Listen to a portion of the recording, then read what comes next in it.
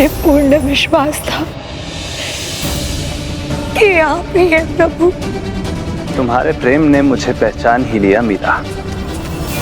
मैं बहुत प्रभावित हूँ। जिनमें मेरे प्राण बसते हैं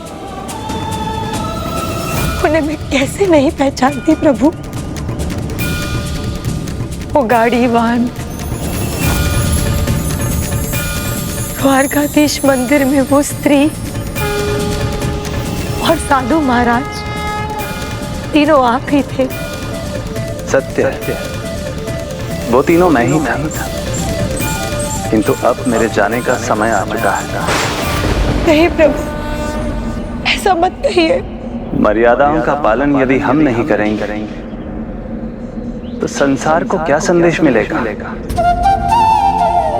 इसलिए मुझे अब जाना ही होगा। मेरे गिरधर गोपाल की इच्छा ही मेरी इच्छा है। बस एक विनती है आपसे, अब आगे अपनी मीरा से और प्रतीक्षा मत करवाइएगा। मुझे अपना वचन स्मरण है मीरा।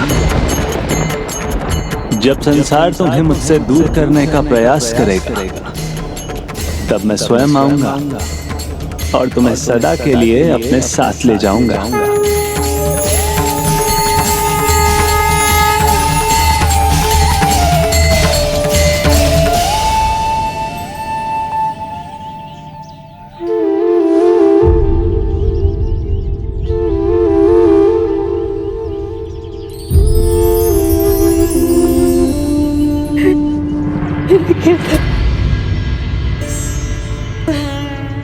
मेरे गिरधर। क्या हुआ मीराबाई? आप ठीक तो है ना? और वो साधु महाराज कहाँ गए जिन्होंने आपका उपचार किया था? जगत के रक्षक ने स्वयं मेरी रक्षा की। इतनी सौभाग्यशाली हूं मैं। तो क्या वो साधु महाराज ही? हाँ ललिता सखी, वो कोई और नहीं, मेरे गिरधर गोपाल ही थे।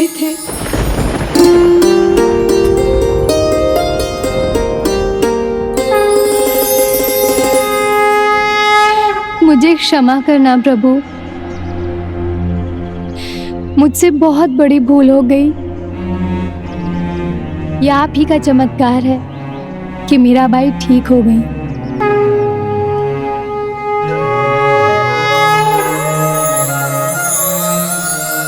अब तो आप ठीक हो गई हैं। अब आप क्या करेंगी? क्या हमें वृंदावन वापस लौट चलना चाहिए? नहीं। किंतु हम यहाँ द्वारिका में क्या करेंगे?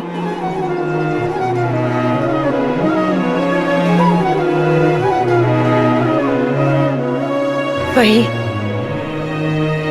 जो आज तक करती आई हूं। गिरधर की भक्ति में इनके भजन लिखूंगी, भजन कीर्तन करूंगी। इनकी महिमा में यहाँ की भाषा में इनके पद रचूंगी, जिससे यहाँ के वासी भी उसे गाकर मेरे प्रभु से जुड़ सके। अब यही मेरे जीवन का एकमात्र उद्देश्य है। और फिर मैं वहां उनकी राह देखूंगी जहां मुझे वरदान मिला था।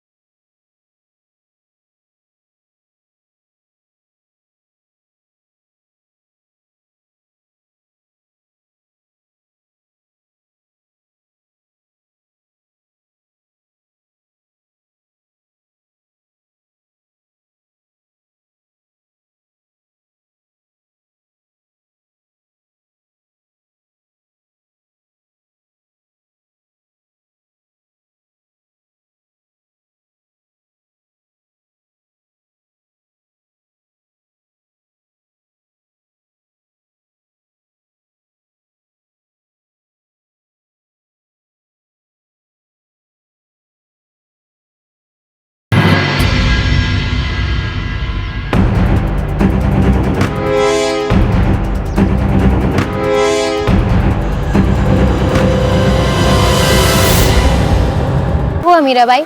आपने अचानक भजन क्यों बंद कर दिया?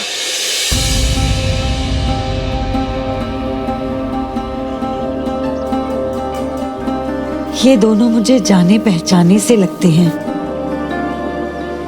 जैसे ये दोनों। हम दोनों आपके परिवार से ही हैं बुआ मीराबाई साहब। मैं रामदास हूँ। और मैं आपके भाई जयमल सा का पुत्र हीरादास। हम आपको वापस ले जाने आए हैं।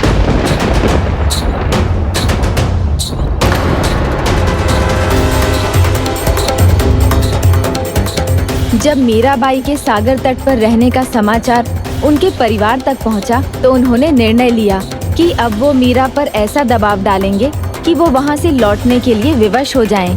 और इसके लिए उन्हें अपने परिवार से किसे ये कार्य सौंपना था, ये उन्हें पता था। मुझे ले जाने? क्यों? अचानक मेरी याद कैसे आ गई आपको? हम सब आपको भूले कहाँ थे, इसीलिए केसर, चमेली, श्रीधर और अन्य अनेक सेवकों को आपको लाने भेजा। पर ना आप लौटी और ना जो आपके पास आए वो लौट कर गए। जिस धाम के कण कण में प्रभु के होने का आभास हो, उस धाम को छोड़ने का नाम भी भला कोई कैसे ले सकता है? हम यहाँ रुकने नहीं, आपको साथ ले जाने आए हैं। हाँ बुआ, और इस बार हम आपका हट नहीं मानेंगे। आपको हमारे साथ चलना ही होगा। तात मात भ्रात बंधु अपनों ना कोई, छाड़ी दई कुल की कान्ही कहाँ करी है कोई। ना मेरे पिता है, ना माता है, ना भाई, मेरे तो बस गिरधर गोपाल है, दूसरा ना कोई। मैं इन्हें और इनकी नगरी को छोड़कर नहीं जाऊंगी जब तक कि वो मुझे लेने नहीं आते। ये बात मैं पहले भी कह चुकी हूँ और आज फिर कहती हूँ। आपके हट का जवाब है हमारे पास। अब हम यहीं बैठे रहेंगे जब तक आप हमारे साथ वापस जाने को तैयार ना हो जाएं। लेकिन ये नहीं बुआ, अब हम आपकी एक नहीं सुनेंगे।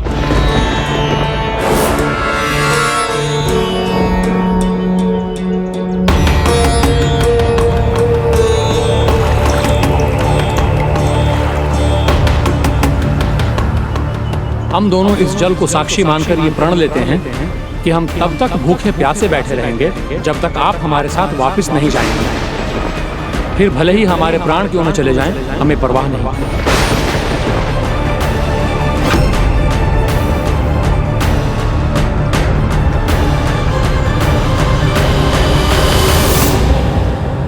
ऐसी विकट स्थिति और दुविधा से हर बार मेरे गिरधर ने ही मुझे उबारा है।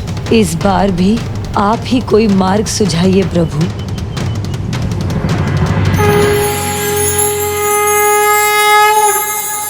और जब तुम्हारे जीवन का उद्देश्य पूर्ण होगा, तुम्हें कोई मुझसे दूर करने का प्रयास करेगा, मैं वचन देता हूं, तब मैं स्वयं तुम्हें अपने साथ ले जाऊंगा।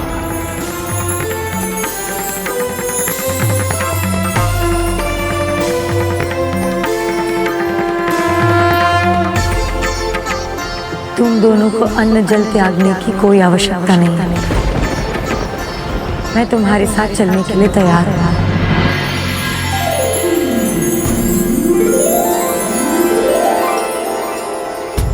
पर हाँ, मेरे गिरधर के धाम से जाना है तो पहले उनसे अनुमति लेनी होगी मुझे थोड़ा समय दो। मैं एक बार उनके मंदिर जाकर उनकी इच्छा तो जान लूं।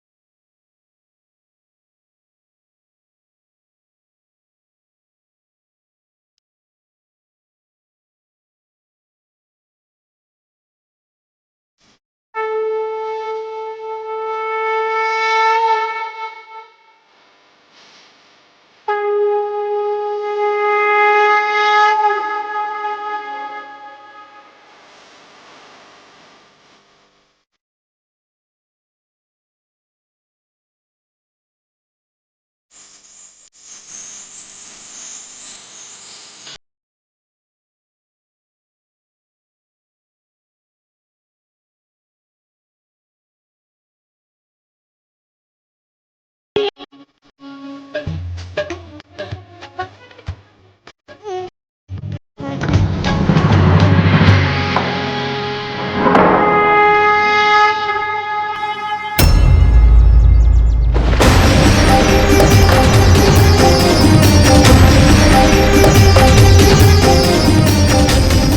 हुआ?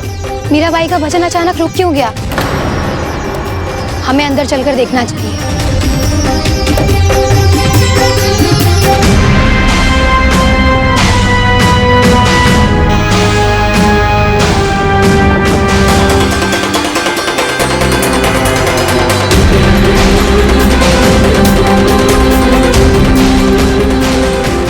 यहाँ तो कोई भी नहीं है। जब वो आई तो यहाँ पर अकेली आई थी। सबने उन्हें देखा भी था। फिर वो यहाँ से कहाँ गईं?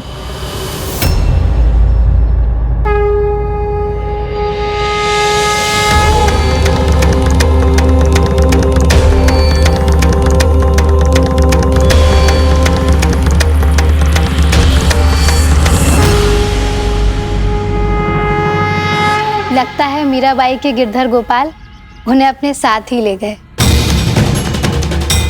ऐसा कैसे हो सकता है?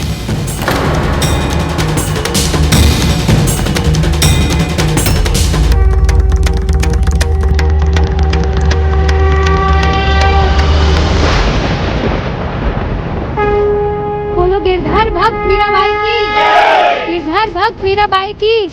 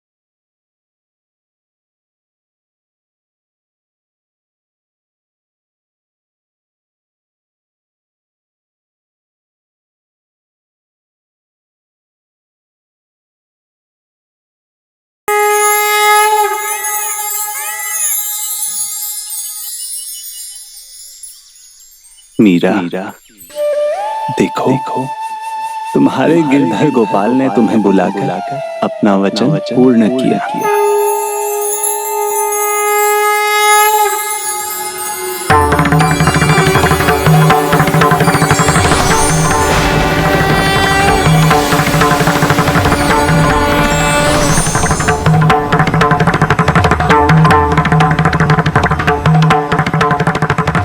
जिस अलौकिक प्रेम की प्रतीक राधा है, उसी प्रकार के अलौकिक प्रेम की पराकाष्ठा को मीरा ने भी साधा है। जैसे राधा के नाम के बिना कृष्ण का नाम कुछ भी नहीं, वैसे ही कालांत तक मीरा का नाम भी मेरे नाम के साथ जुड़ेगा, साथ जुड़ेगा।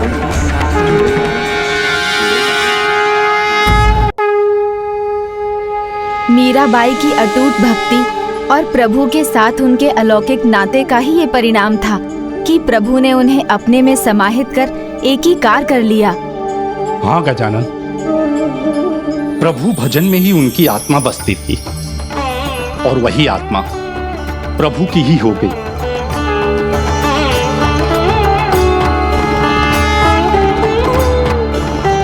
प्रभु के रंग में रंगकर अपने संपूर्ण जीवन को प्रभु चरणों में भजन कीर्तन करते हुए बिता दिया। कैलाश में मैं भी अपने आराध्य की भक्ति में ऐसे ही रमा रहता था, उनका ही भजन गाता था। किंतु अब देखिए ना गजानन, मैं अपनी भूल के कारण किस अवस्था में पहुंच गया। किंतु अब मैं समझ गया, प्रभु भक्ति अगर हृदय में हो तो किसी और विचार का वहां घर करना असंभव होता है।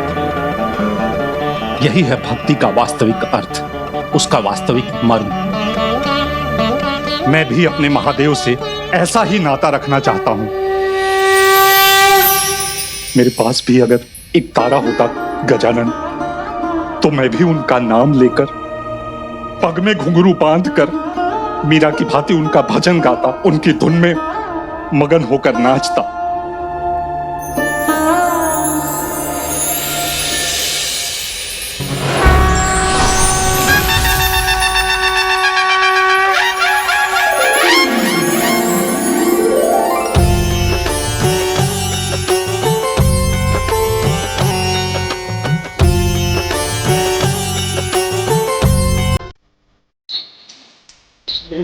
हरा हरा है हरा हरा, ओम हरा हरा है हरा हरा।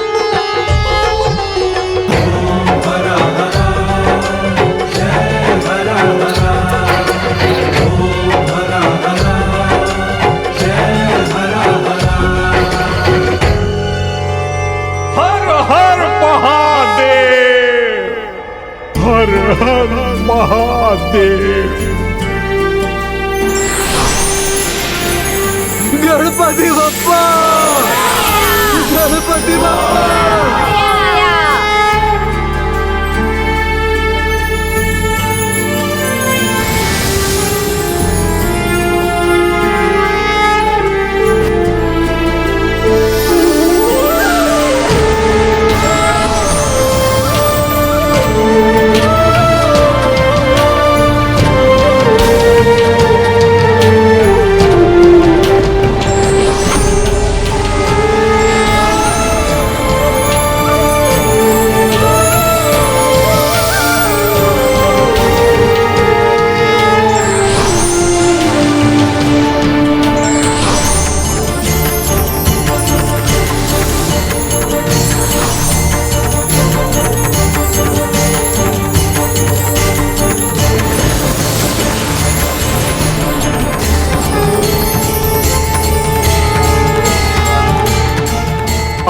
सभी महान भक्तों को पुष्पदंत का प्रणाम।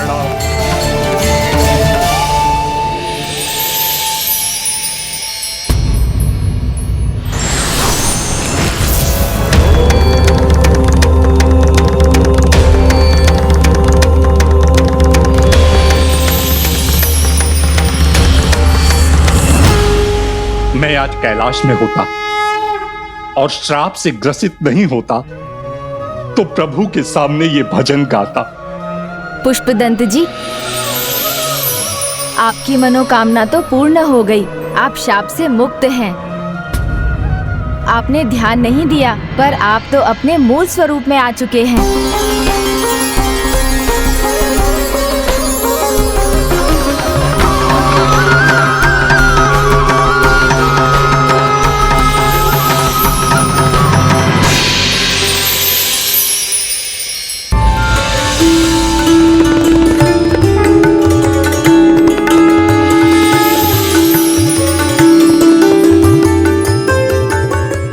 गजानन, अब मैं ब्रह्म पिशाच नहीं रहा।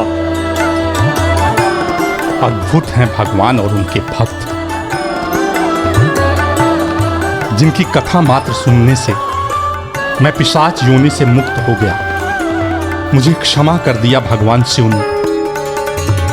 हर हर महादेव, हर हर महादेव, हर हर महादेव, हर हर महादेव, हर हर महादेव।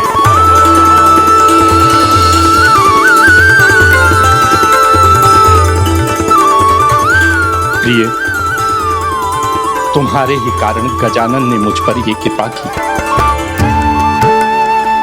मुझ पथभ्रष्ट को भक्तों की कथा सुनाकर धर्म का और भक्ति का मार्ग दिखाया, महादेव की कृपा का पात्र बनाया। सही कहा आपने स्वामी। हम पर पार्वती नंदन श्री विघ्नहर्ता, विघ्नों के हर्ता, मंगलकर्ता की कृपा है। ये सब जो कुछ भी हुआ है सब आपकी ही कृपा है गजानन। त्वमेव केवलं कर्तासि, त्वमेव केवलं धर्तासि, त्वमेव केवलं हर्तासि, त्वमेव। आपको कोटि कोटि धन्यवाद गजानन। मेरा नहीं, धन्यवाद तो उन भक्तों का कीजिए, उनकी पुण्य कथाओं का कीजिए, जिनके कारण आपके भीतर फिर से भक्ति का भाव उजागर हुआ है। और अब एक बार फिर वही पुराने भक्त पुष्पदंत हमारे बीच हैं। इसलिए तो कहते हैं सद्भक्ति पर्यन्ते ही प्रदृश्यते, अर्थात सच्चे भक्त की सच्ची भक्ति एक ना एक दिन सामने आ ही जाती है। शब्द नहीं है मेरे पास, किन शब्दों में आपका धन्यवाद करूं गजानन। एक और कृपा कर दीजिए मुझ पर। इस मूर्ख भक्त की व्याकुल आंखों को प्रभु दर्शन से तृप्त करवा दीजिए। तो फिर देर कैसी पुष्पदंत जी, आप कैलाश चलिए। जैसे भक्त प्रभु दर्शन के लिए व्याकुल होते हैं, वैसे ही प्रभु भी भक्त से भेंट करने की इच्छा रखते हैं। वैसे ही प्रभु भी भक्त से भेंट करने की इच्छा रखते हैं।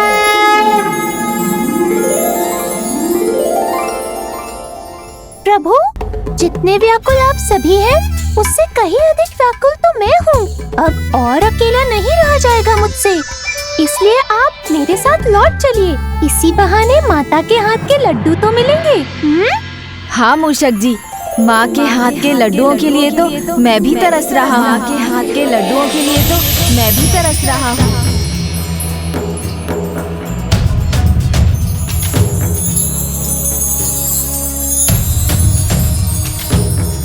आज लड्डू बनेंगे। लड्डू? माता, किंतु आज तो कोई उत्सव नहीं। आज का दिन मेरे लिए किसी उत्सव से कम नहीं। अब एक पल का भी विलंब किए बिना हमें चलना चाहिए। हर हर महादेव, हर हर महादेव, हर हर महादेव, हर हर महादेव, हर हर महादेव, हर हर महादेव। गजानन, इन्हें फिर से भक्ति के रंग में रंगा देख मेरा मन बड़ा आनंदित है। और इनकी आनंद यात्रा तो अब आरंभ हुई है जया मौसी, जिसका अंत भक्त को उनके भगवान के मिलने पर ही होगा। हर हर महादेव, हर हर महादेव, हर हर महादेव, हर हर महादेव, हर हर हर हर महादेव, हर हर हर हर महादेव। निकट पहुंच गया है वो। निकट आ गया है वो। कौन निकट आ गया है प्रभु? मेरा भक्त, मेरा पुत्र।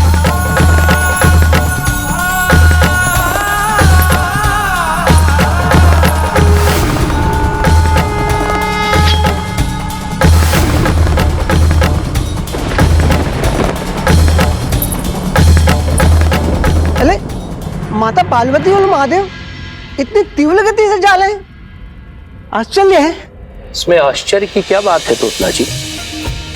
भगवान की शोभा उनके भक्त में और एक माँ की ममता की तृप्ति तो उनके पुत्र से ही होती है। प्रभु और माता का इस प्रकार से जाना तो स्वाभाविक है। हर हर महादेव, हर हर महादेव।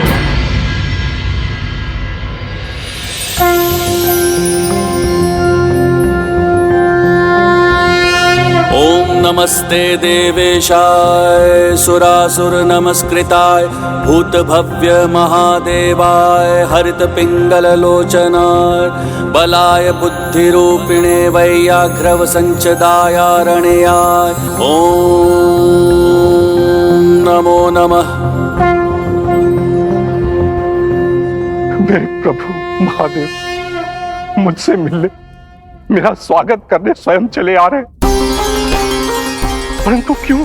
ये तो उसी भक्ति का फल है पुष्पदंत जी, जिसे समझकर आप अभी लौट रहे हैं।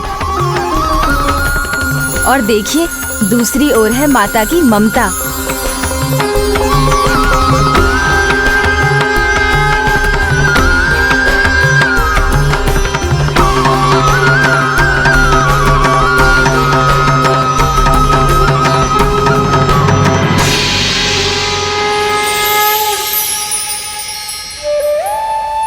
प्रणाम माता।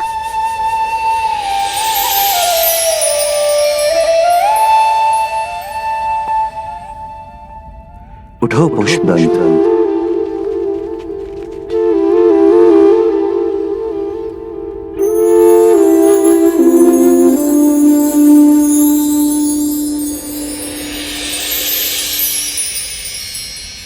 तुम्हारा स्वागत करने मैं स्वयं आया हूं।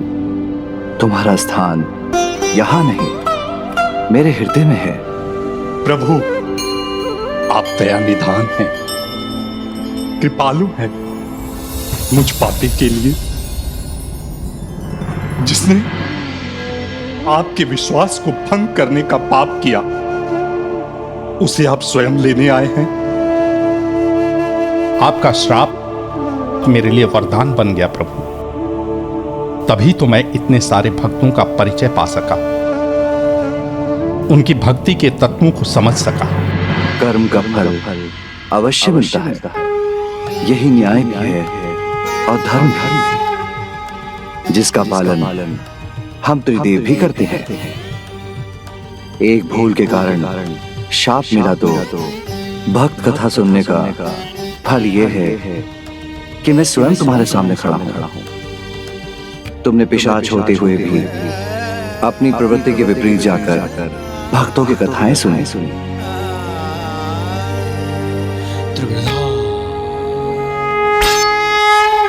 इसलिए मैं तुम्हें वरदान देता हूं, तुम्हारा नाम सदा सदा के लिए अमर हो जाएगा। तुम्हारा नाम सदा सदा के लिए अमर हो जाएगा। कोटि कोटि धन्यवाद प्रभु, कोटि कोटि धन्यवाद। आज मैं इस परम सौभाग्य का भागी बना, इसका श्रेय केवल और केवल गणेश जी को जाता। हाँ प्रभु, गजानन ने मुझे मौसी कहा और माना भी। उन्होंने एक संतान के समान मेरे स्वामी का साथ दिया। इन्हें श्राप से मुक्ति दिलाने के लिए वो इतने समय हमारे साथ रहे। किंतु वो है कहाँ?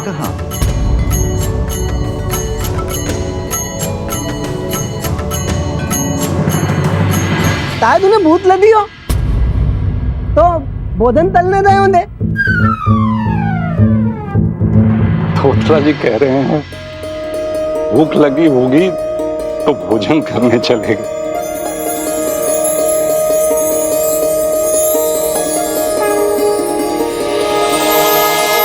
हाँ हाँ जानती हूँ, तुम बड़े हो गए हो गणेश और सब संभाल लेते हो। हाँ माँ, आप ही मुझे बच्चा मानती रही, नहीं तो मैं तो कब का बड़ा हो गया। हाँ माता, देखिए ना मेरे प्रभु का कद भी कितना बढ़ गया है, भार भी बढ़ गया है।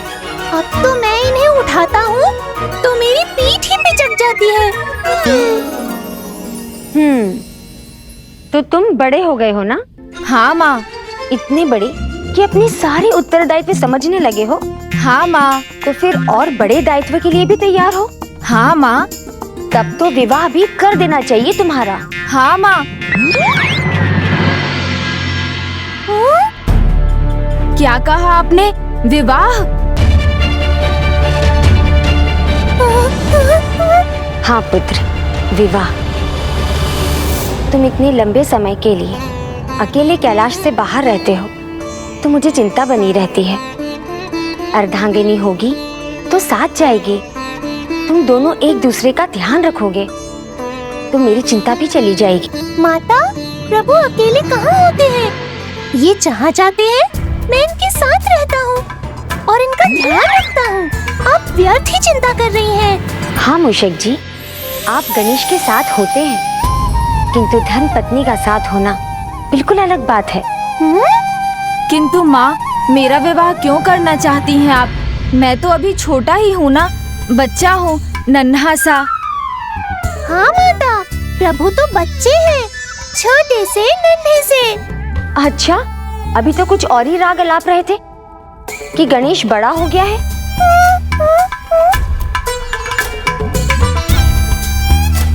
क्यों गणेश?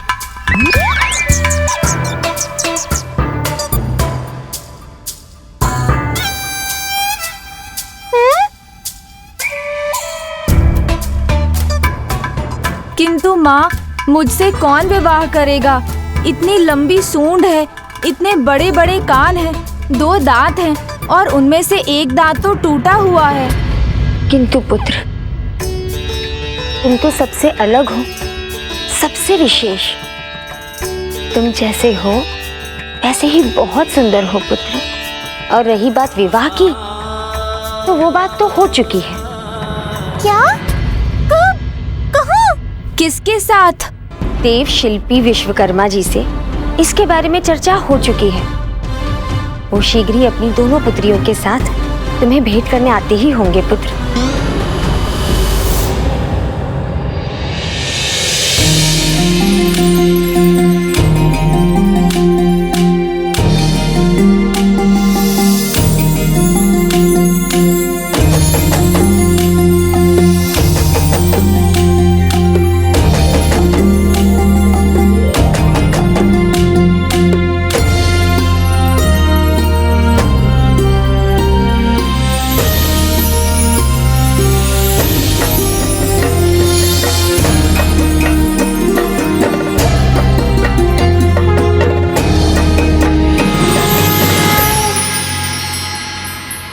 प्रभु, आप बुद्धि के देवता हैं, तो माता पार्वती आपकी भी माँ है। उन्होंने अब आपके सामने कोई उपाय ही नहीं छोड़ा, सारी तैयारियां कर चुकी है। अब मेरी मानिए तो कोई अच्छा सा बहाना बनाइए और निकल चलिए यहाँ से। किंतु माँ, मुझे तो नहीं, अब कोई बहाना नहीं चलेगा। तुम्हारे आने का आभास हुआ तो मैंने संदेश भेज दिया। अब विश्वकर्मा जी अपनी दोनों पुत्रियों रिद्धि और सिद्धि के साथ कभी भी आ सकते हैं।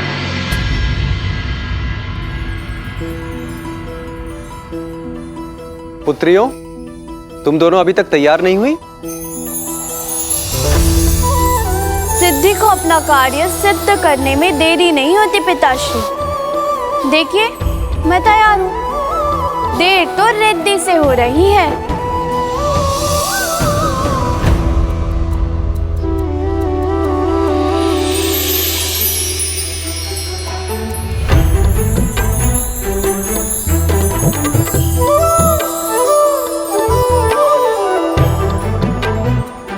नहीं पिताश्री, रिद्धि के बिना सिद्धि अधूरी है। देखिए, मैं भी हो गई तैयार।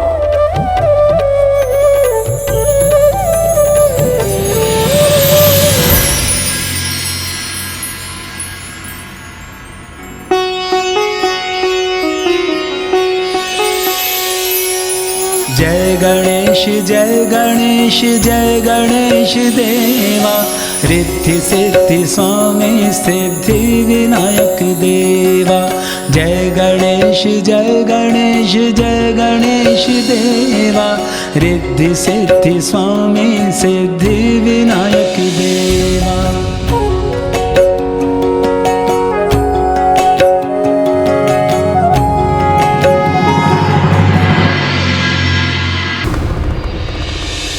जाओ पुत्र, तैयार हो जाओ। विश्वकर्मा जी यदि सहमत हो गए तो तुम्हारा विवाह शीघ्र ही हो जाएगा। लो, लड्डू खाओ।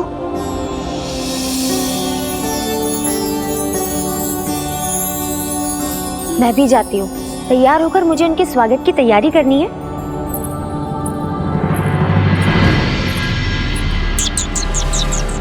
प्रभु अभी मुझे समय नहीं देते। विवाह हो गया तो पूरा बंटा धार हो जाएगा। जैसे ज्येष्ठ कार्तिकेय विवाह के बाद अपने परिवार में रम गए, वैसे ही ये भी हो गए तो मैं कितना अकेला रह जाऊंगा। देखो प्रभु को, यहाँ मैं चिंता में घुला जा रहा हूँ और वहाँ वो है कि लड्डू पर लड्डू खाए जा रहे हैं।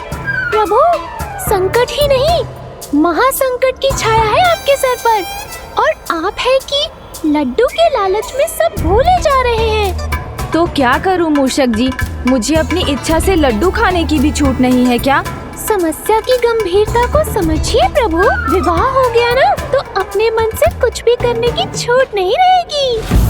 क्या? हाँ। क्या समस्या इतनी बड़ी है? इसका तो मुझे अनुमान ही नहीं था। इधर इस ओर आइए प्रभु, मैं समझाता हूँ।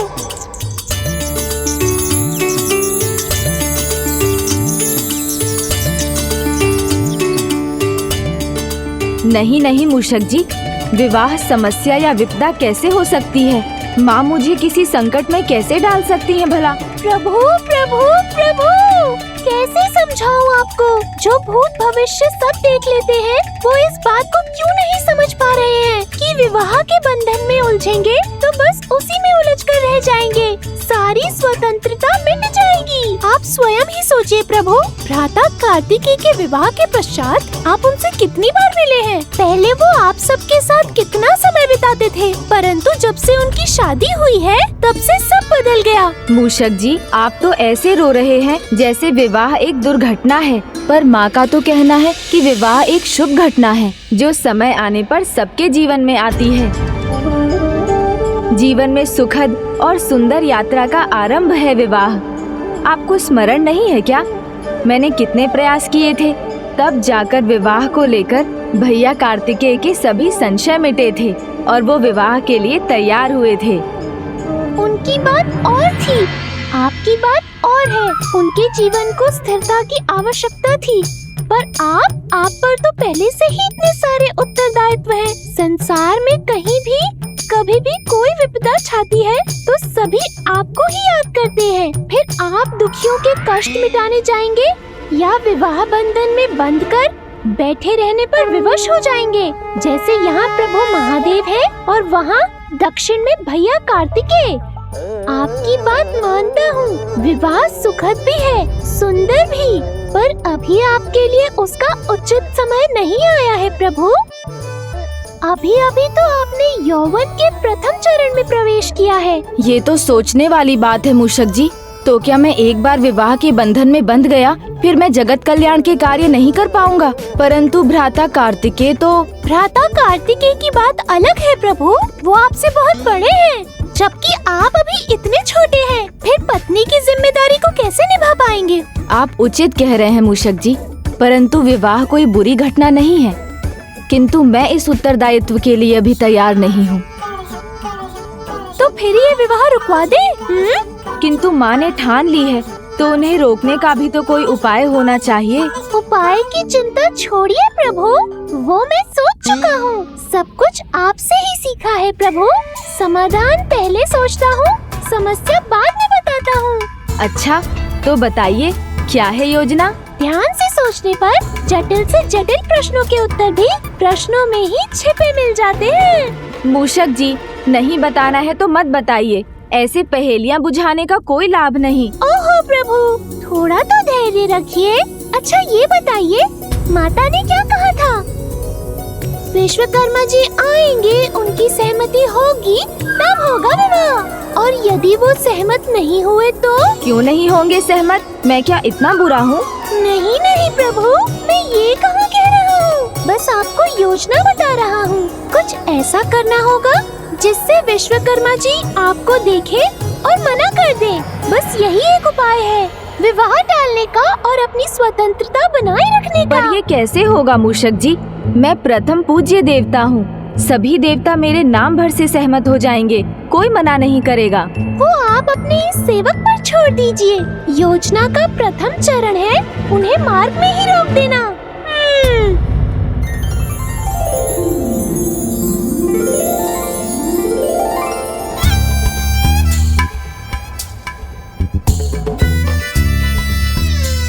दूर नहीं है वो, पर मैं भी तैयार हूँ। पिताश्री, आप हमें कैलाश तो ले जा रहे हैं, परंतु मैंने सुना है वहाँ सांप, बिच्छू, भूत, प्रेत सब रहते हैं। हाँ पिताश्री, ये तो मैंने भी सुना है। फिर भी कैलाश का स्थान देवलोक से ऊपर क्यों है? देवलोक पे शांति है, किंतु कैलाश पे अनेकता में एकता है। नंदी हो या सिंह सोम नंदी, मयूर हो या वासुकी नाग या फिर मूषक, सभी में एकता है। संसार जिनका परित्याग करता है, कैलाश उन्हें बिना भेदभाव के प्रेम भाव से सहर्ष अपनाता है। इसीलिए कैलाश का स्थान देवलोक स्वर्ग से भी कहीं ऊपर है। पुत्री, यदि तुम्हारा विवाह यहाँ हो जाता है तो ये तुम्हारा परम सौभाग्य होगा। किसी और का सौभाग्य मेरे प्रभु का दुर्भाग्य नहीं बनने दे सकता। मैं ये विवाह तो मैं रोक कर ही रहूंगा। मेरी युक्ति का कोई उत्तर नहीं होगा उनके पास। सब कुछ ठीक हुआ तो विश्वकर्मा जी यहीं से उल्टे पांव लौट जाएंगे। पर हमें करना क्या है? वो यहाँ से जाएंगे तो मैं अपने शब्दों से उनके मन में संदेह की अग्नि जलाऊंगा। एक बार चिंगारी भड़क गई तो आपको आकर बस उसमें घृत डालने का कार्य करना है। वेदों और पुराणों में अनंत ज्ञान छिपा है, वो सब मुझे कंठस्थ है, किंतु आपकी बात आप ही समझिए महाज्ञानी मूषक जी। ये क्या कह रहे हैं प्रभु? मेरी योजना के प्रति मेरे ही मन में संदेह उत्पन्न करवा रहे हैं। आपको बस इतना करना है कि मैं जो भी कहूँगा आपको अपने व्यवहार से उसका प्रमाण देना है।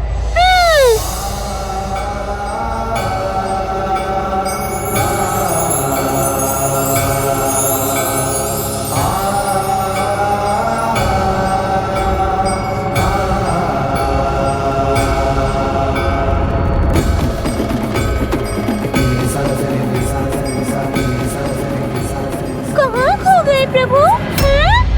ध्यान मत भटकने दीजिए, बस ये समझिए कि आपको करना क्या है। ये मुझे क्या हो रहा है? मैं विवाह नहीं करना चाहता हूँ, तो ये आकर्षण क्यों हो रहा है? प्रभु, समझ रहा हूँ मूषक जी। तो बताइए क्या करेंगे आप?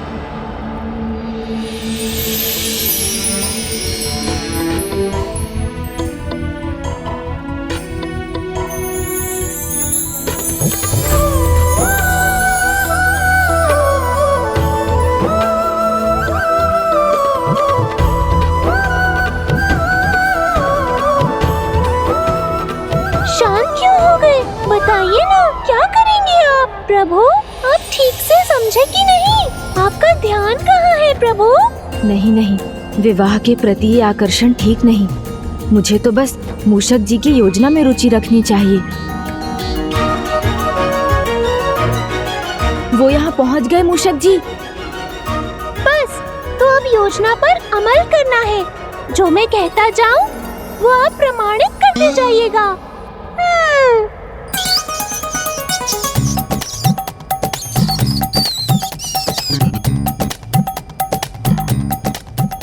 प्रणाम देव शिल्पी विश्वकर्मा जी, किंतु यहाँ कहाँ जा रहे हैं आप? मूषक जी, बड़े ही शुभ विचार से आया हूँ।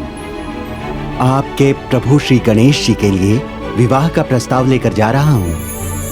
अपनी पुत्री। विवाह? तब तो गणेश जी को लेकर आपके मन में ढेर सारे प्रश्न भी होंगे, किंतु चिंता मत कीजिए, मैं उनका केवल वाहन और सेवक ही नहीं, मित्र भी हूँ। वो मेरे बिना कहीं भी नहीं जाते हैं। ये बात तो सभी जानते हैं कि गणेश जी तक कोई बात पहुँचानी हो तो बस आपको बता देनी चाहिए।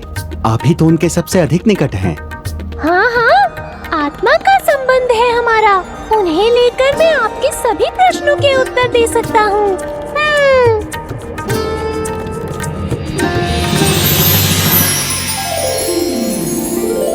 प्रथम पूज्य है वो, पार्वती नंदन है। सब उन्हें गजानन, गणपति एवं विघ्नहर्ता के रूप में भी जानते हैं, पर जो मैं जानता हूँ वो तो मात्र मैं ही बता सकता हूँ। अच्छा, तो पहले मेरे प्रश्न का उत्तर दीजिए मूषक जी कि आप यहाँ क्यों हैं? ओह, वो गणेश जी के भोजन का समय है ना, तो वहाँ उस पहाड़ी पर दुर्लभ फल है, वो लेने जा रहा हूँ। कैलाश से अधिक दुर्लभ और स्वादिष्ट फल और कहाँ मिलते हैं? वही तो, उनकी सरलता में भी कठिनाई है। मतलब मैं कुछ समझा नहीं। मैं समझाता हूँ ना। अब देखिए, दुर्लभ फल के बिना वो भोजन नहीं करेंगे। मैं तो सेवक ठहरा, जाऊंगा भी और फल लाऊंगा भी, पर ऐसी दुर्गम पहाड़ियों पर चढ़ना सबके वश में थोड़ी ना है। कोई बात नहीं, भोजन उन्हें कितना पसंद है ये बात तो सभी जानते हैं। हाँ, कोई बात नहीं, भोजन पसंद है तभी तो इतना बड़ा पेट है, और फिर जब भूख लगती है तो जो पसंद है वही व्यंजन उनके सामने होना चाहिए, अन्यथा।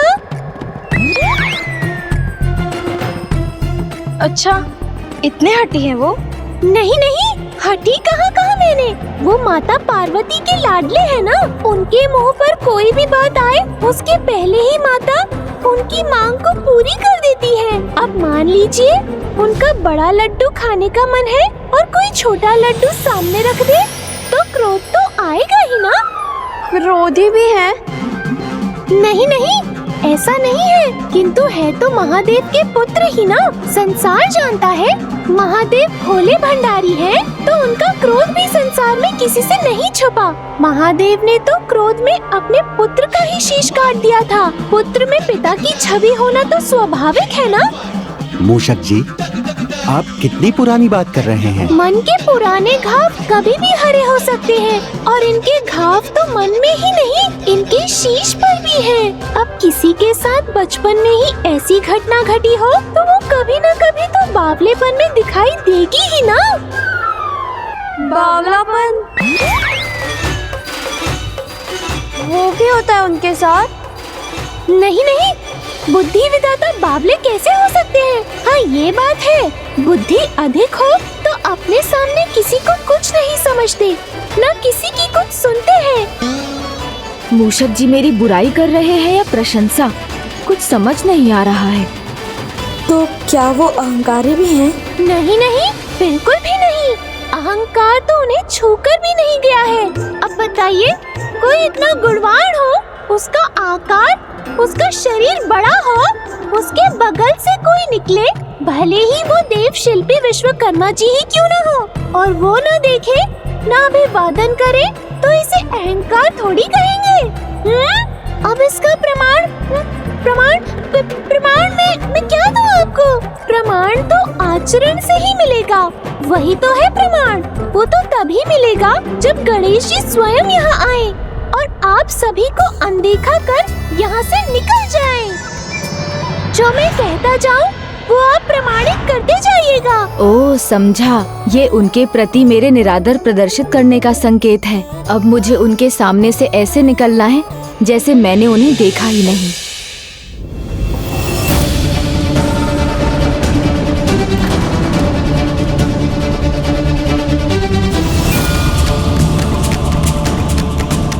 प्रमाण तो आचरण से ही मिलेगा जब गणेश जी स्वयं यहाँ आए और आप सभी को अनदेखा कर यहाँ से निकल जाएं।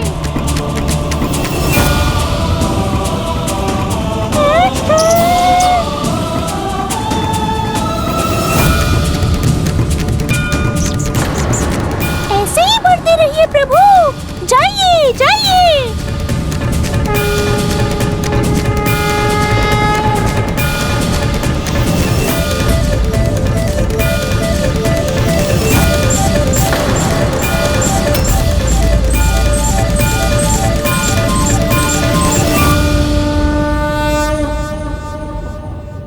प्रणाम। कल्याण हो।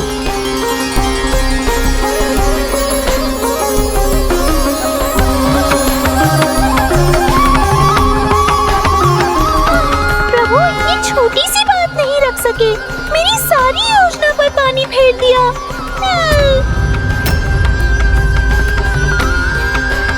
आइए, पधारिए देवशिल्पी विश्वकर्मा जी, कैलाश में आपका स्वागत है।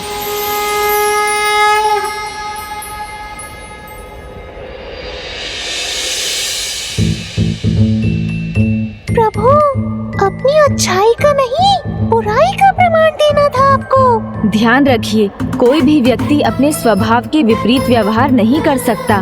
मैं तो बिल्कुल भी नहीं। तो फिर आप भी ध्यान रखिए प्रभु, हो जाइए तैयार अपने विवाह के लिए।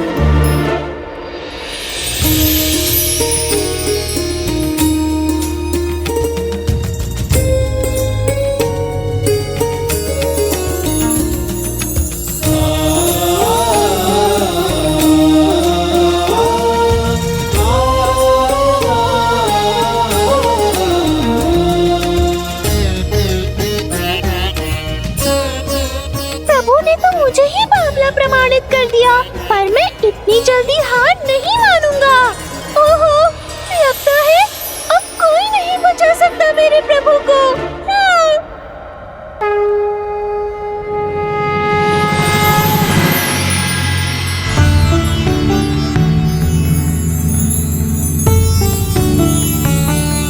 लगता है आपकी भेंट तो पुत्र गणेश से मार्ग में ही हो गई। हाँ माहेश्वरी, जो हुआ आपके संदेशानुसार ही हुआ। यदि आपका संदेश ना मिलता तो संभवतः हम उल्टे पांव लौट जाते। संदेश? कैसा संदेश माँ? माँ तो माँ ही होती है, अपने पुत्र के प्रत्येक विचार को भांप लेती है। और पुत्र के विचार समझने हो तो माँ को उसके मित्र के विचार भी तो समझने पड़ते हैं। मेरी ओर मत देखिए, सारी योजना मेरी ही थी।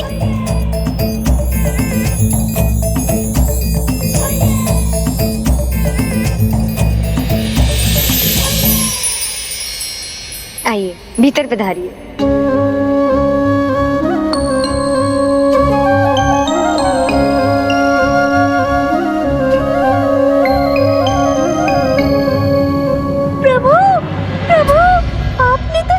मुझ पर ही डाल दिया। चलिए कोई बात नहीं, मैं सच्चा सेवक हूँ, अपने कर्तव्य पर अड़िग रहूंगा, आपको अकेला कभी नहीं छोड़ूंगा। पर लगता है अब मैं कुछ भी कर लूँ कोई लाभ नहीं होने वाला। हाँ, नहीं नहीं, मेरा अर्थ है। सब समझता हूँ मैं, आप मुझसे नहीं छिपा सकते। किंतु आपकी योजना तो पहले ही व्यर्थ हो गई। अब ये विवाह नहीं टल सकता। विचलित मत होइए प्रभु, जो भी होगा उसमें मूषक आपका साथ देगा। किंतु प्रभु, मोहित होने के पहले, विवाह करने के पहले कन्या को परखिए तो सही। ये तो जानिए दोनों में से आपका विवाह किसके साथ होने वाला है। हाँ, ये तो सही है, विवाह से पहले कन्या को जानना तो आवश्यक है। ध्यान रहे, अतिथियों के सत्कार में कोई त्रुटि नहीं होनी चाहिए। जया, अतिथि को मिष्ठान दो। माँ, आपसे कुछ बात करनी है। हाँ पुत्र, बोलो, क्या बात है? विवाह की बात तो मैं मान रहा हूँ, किंतु मुझे कन्या को और कन्या को मुझे जानना भी तो आवश्यक है। कैलाश बड़ा अद्भुत स्थान है, जहाँ शत्रु भी प्रेम से रहते हैं। जो कन्या योग्य होगी वही तो इसे संभाल सकेगी। तुम वास्तव में बड़े हो गए हो गणेश, विवाह करने योग्य हो ही गए। तुमने जो भी कहा उचित है। जो भी प्रश्न पूछकर तुम परखना चाहते हो उसकी अनुमति है पुत्र। और मेरा ये मानना है कि विश्वकर्मा जी को भी इसमें कोई आपत्ति नहीं होगी। किंतु माँ, मैं परखूं किसे? बाहर तो 2 कन्याएं हैं। मेरा विवाह उनमें से किससे होगा ये तो मुझे पता ही नहीं। ये तो विश्वकर्मा जी ने मुझे भी नहीं बताया। किंतु पुत्र, ये उनसे अधिक तुम पर निर्भर करता है। प्रश्न तो तुम्हें दोनों से ही पूछने होंगे। हाँ माँ, ये तो उचित सुझाव है, ऐसा ही करूँगा।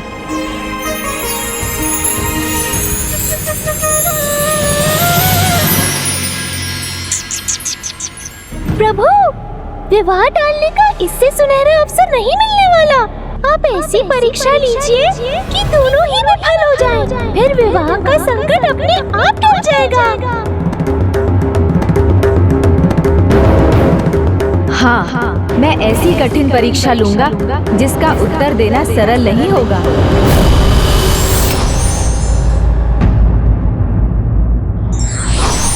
सच्चे मित्र संकट से नहीं, बिछड़ने से डरते हैं।